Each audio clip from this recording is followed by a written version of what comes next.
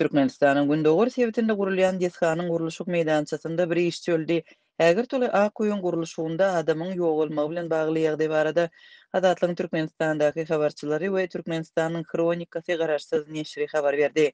Bir näçe çeşmäniň maglumatlaryna görä 40 ýaşlaryndaky işçi 5-nji ýunda Türkmenabadyň Köpüogurly keselhanasynda aradan çykypdyr. Türkmenistanyň Kronikasyna görä Ak-Öýün gurulşygyna gatnaşan işçi 4-nji ýunda gurulşyk meýdançasynda huşuny ýitiripdir we Türkmenabaddaky Köpüogurly keselhanaya gidilipdir. Lukmandyr adamyň ýürek keseliniň bardygyny anyklapdyr ýöne halat edip bilmän soň gurulşykçy günüň ertesi aradan çykypdyr. Adatlyň habarçylary we çeşmeleri hem Lukmanlaryň işçiniň ölüminiň resmi sebäbiniň infarkt bolandygyny öňe sürýänligini aýdýarlar. Şol bir wagtda gurulşykçyny gün uranlygy barada hem aýdylýar şaýatlaryň sözlerine görä işçi başynyň aýlanmagyndan zeýrenipdir. Onuň ýüzi we bedeni güne köýüp garalyp gidipdir. Gurulşykçynyň erbet duýan wagtynda oňa ilkinji medisina kömeginiň berilip berilmänligi belli däl. 4-nji ýunda Türkmenabadda howanyň gyzgyny kölegede 47 gradusdan geçdi. Rewapdaky lukmançylyk edaralarynyň işgärleriniň sözlerine görä aýyň başyndan bäri adaty bolmadyk gysy sebäpli medisina kömegini sorap lukmanlara ýüz tutýanlaryň sany epesli artypdyr.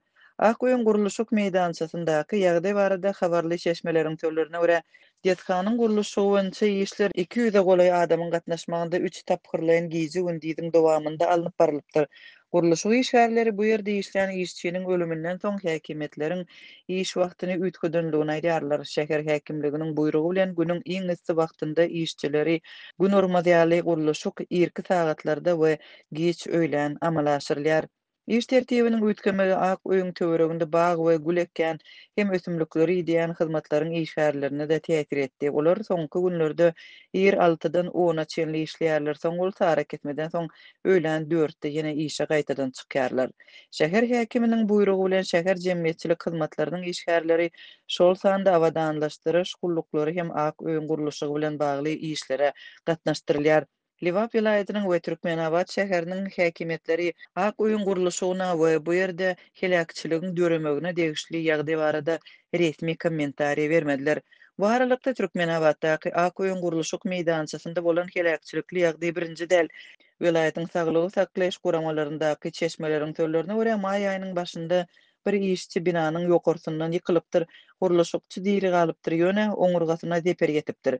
Çeşmeler Ak-Öýüň gurulşygyny tamamlamagy görülýän gyssagly işleriň häkimetleriň Diyetxany 29-njy ýylda prezidentiň dogulun gününden öň tapşyrmak islegi bilen baglanşyklydygyny aýdýarlar. Olaryň sözlerine görä ilki başda gurulşyk şertnamalarynda Diyetxanyň gurulşygynyň tamamlanjak seneti hökmünde 2023-nji ýyl görkezilipdir. Adatlyň yerli habarçylarynyň sözlerine görä Türkmenabadda Ak-Öýüň binýady 2020-nji ýylyň dekabrynda gurulypdyr. Gurulşyk ýanwar aýynda çaltlaşdyrylypdyr. Şu ýylyň mart aýynda prezidentiň ogly bu gurulşygyň barýan ýerine baryp gördi. Vice-premier Serdar Berdimuhamedowyň Gündöwer vilayatydan sapary Tebetde weýrançylykly tupandan soň boldy. Emma ol tupanyň täsir ýetiren ýerlerine barmady we ilatyň tebigy betbagtçylykdan çeken ziýany bilen gyzyklanmady. Aprel aýynyň 2-nji ýarymynda Liwabyň häkimetleri gurulşygy gysga wagtda tamamlamak planlaryny ma'lum etdiler. Yerli büdjet guramalarynyň işgärleri ýygyderli ýoburlara çykaryldy. Habarçylar iýun aýynyň ahirinde Türkmenabadyň Ak-Öýünde medeni hepdelikleriň geçirilmeginiň planlaşdyrylýandygyny habar berdiler. Türkmenistanyň dürli kunçaklarynda gurulýan bu äpet Ak-Öýleri Prezident Berdimuhamedowyň ýolbaşçylygyndaky ýurdun dürli üstünlüklerini mahabat etmek üçin ulanylýar. 2015-nji ýylda mardaky Ak-Öýüň açylış dawaratynda 4000-den gowrak adam ýygnandy. Prezident Berdimuhamedow şonda müňlerçe adam bilen bilelikde aýdym aýtdy. Şondan 2 ýyl soň Aziýa oýunlarynyň gimni bolan bu aýdymyň Ak-Öýde ýerine ýetirilmegi adam sany boýunça dünýä rekordy hökmünde Guinness-yň rekordlar kitabyna girdildi. Ýurdun ýolbaşçysy Ak-Öýleriň her bir sebitde bolmagyny talap etdi.